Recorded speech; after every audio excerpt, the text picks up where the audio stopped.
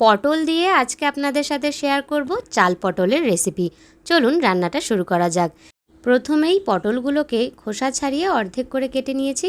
এইবার একটা মশলা বেটে নিতে হবে, যার জন্য লাগবে শুকনো লঙ্কা, আদা, গোটা গরম মশলা, তেজপাতা, গোটা জিরে, অল্প একটু জল দিয়ে বেটে নিতে হবে। আপনারা চাইলে শিলেও বেটে নিতে পারেন।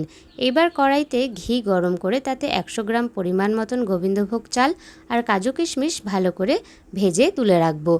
অবশ্যই চালটা ভাজার আগে একটু ভালো করে ধুয়ে নেবেন। এইবার পটলগুলোকেও ভেজে নেব, তাই কড়াইতে একটু সর্ষের তেল দিয়ে দিলাম। আর এবার পটলগুলোকে একে একে ভেজে তুলে রাখবো।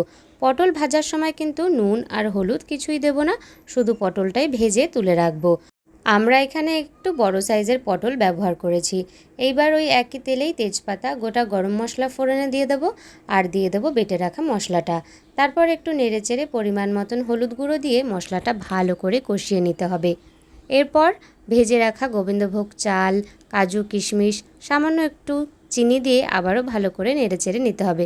যে যেরকম মিষ্টি খেতে পছন্দ করেন সেই পরিমাণে কিন্তু এখানে আপনারা চিনিটা ব্যবহার করবেন।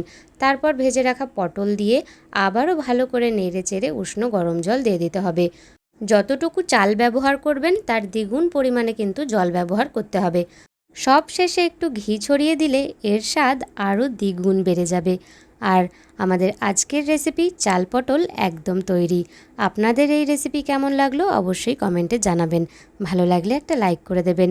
আর যে কোনো নিরামিষের দিনে এইরকমভাবে একবার চাল পটল রান্না করে খেয়ে দেখবেন, আশা করছি খুব ভালো লাগবে।